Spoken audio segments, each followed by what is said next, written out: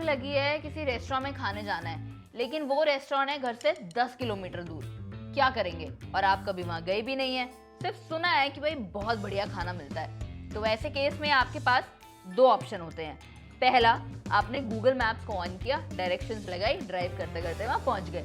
और दूसरा ऑप्शन होता है कि भाई बस चलो रैंडमली निकल चुके हैं, राह चलते लोगों से पूछ लेंगे रास्ते में कि भाई लेफ्ट जाना है कि राइट जाना है। लेकिन ये कितना स्टूपिड साउंड होता है, नहीं? यही स्टूपिडिटी बहुत सारे लोग बिजनेस शुरू करते हुए करते हैं, क्योंकि उनको पता ही नहीं होता है कि स्टार्ट करना कहाँ से है, बस रैंडमली चल पड़ते हैं। और ऐसे ही किसी से अगर प्रॉब्लम आ जाती है तो किसी से पूछ लेंगे भाई कि अब क्या करें, अब क्या करें, अब ये हो गया, अब ऐसा हो गया। बिजनेस चालू कर दिया है लेकिन उसको चलाने का कोई भी मैप नहीं है उनके पास। अब जब गूगल मैप्स नहीं हुआ करते थे तब लोग क्या करते थे? ऑटो रुकवा लेंगे, रिक्शा रुकवा लेंगे, राह चलते लोगों से पूछ लेंगे। लेकिन अब वो जमाना है जब हमारे पास बहुत सारे टूल्स हैं, बहुत सारी एप्लीकेशंस आ गई हैं, गूगल मैप्स का इस्तेमाल हम लोग करते हैं। लेकिन जब बिजनेस की बात आती है ना, तो लोग अभी भी 90s में जी रहे हैं। इसीलिए आज के इस वीडियो में मैं आपको बताती हूँ कि अगर आप अपना कोई बिजनेस शुरू करते हैं ना बिना मैप के, तो क्या होगा।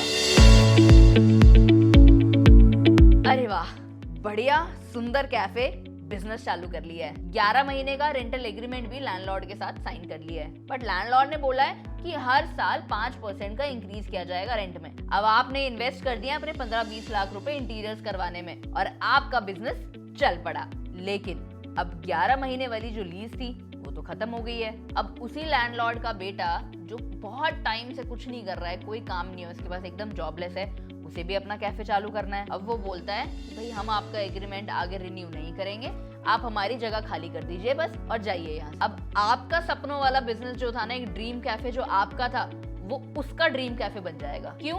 क्योंकि आपको नहीं पता था कि लीगली स्मार्ट रेंटल एग्रीमेंट कैसे बनता है। कोई रिन्यूअल क्लॉज नहीं, कोई लॉक इन पीरियड नहीं, कोई प्रोटेक्शन नहीं। आप सब कुछ अकेले नहीं कर सकते हो, इसीलिए आपने सोचा कि क्यों ना पार्टनरशिप में शुरू कर लें।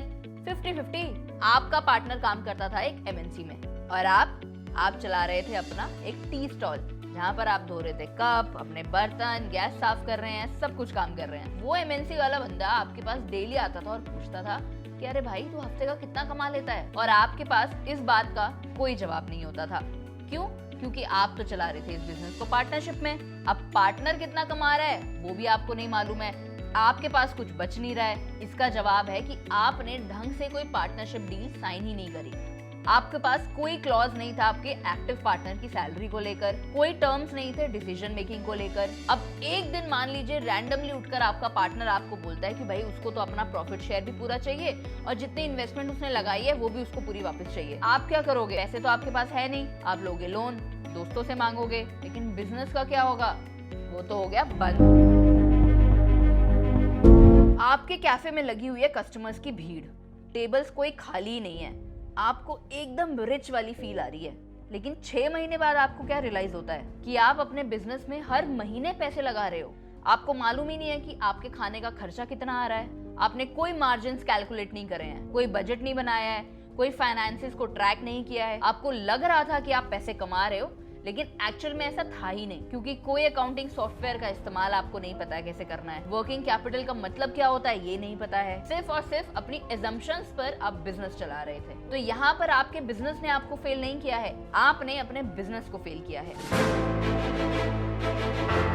आपने अपना नया कैफे खोला है, बहुत सुंदर बनाया है उसको, लेकिन कस्टमर्स नहीं आ रहे हैं उसमें। क्यों? क्योंकि आपने मार्केटिंग के बारे में तो सोचा ही नहीं। आपको लगा एक बढ़िया लोकेशन पे बढ़िया खाने के साथ अगर मैं कैफे खोल दूंगा तो भाई वो तो चलेगा ही। लेकिन लोगों को कैसे पता चलेगा कि आपका कैफे है वहां पर? कोई इंस्टाग्राम पेज बनाया?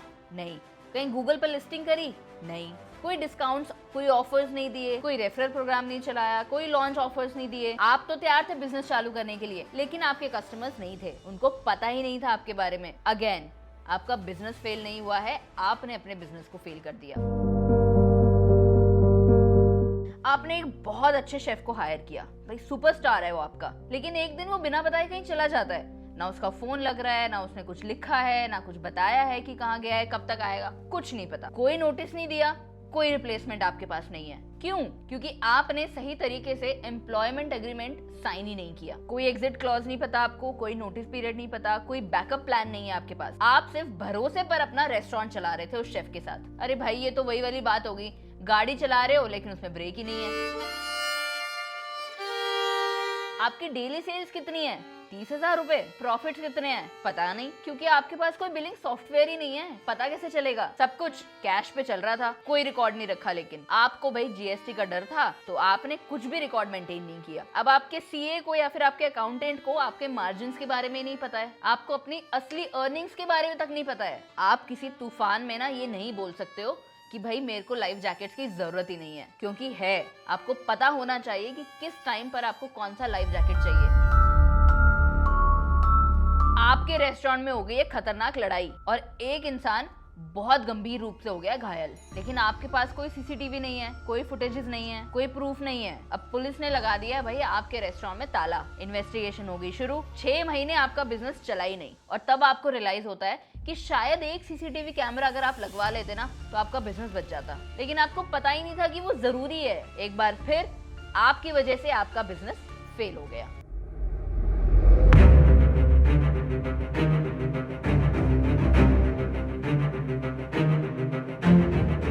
एक बार फिर से आपने अपना बिजनेस फेल करवा दिया। वो कहते हैं ना कि हर फेलियर एक ना एक मार्क तो छोड़ के ही जाता है, और वो हर मार्क आपको एक लेसन जरूर देता है, एक सीख जरूर देता है। लेकिन क्या हर सीख आपको मुश्किल तरीके से ही चाहिए? नहीं ना। तो आपको जरूरत है एक मैप की, एक गाइड की, जो आप शुरू करने से पहले प्रिपेयर करेंगे। और इसमें आपकी मदद करेगा बॉस वाला। बॉस वाला लेकर आ रहा है अपना बिजनेस लॉन्च पैड प्रोग्राम, ताकि आप गलतियां ना करें।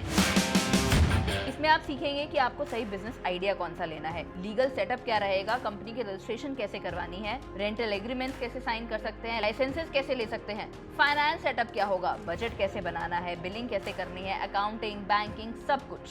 साथ ही पता चलेगा मार्केटिंग स्ट्रैटेजी भी, ऑनलाइन और ऑफलाइन दोनों तरीकों से।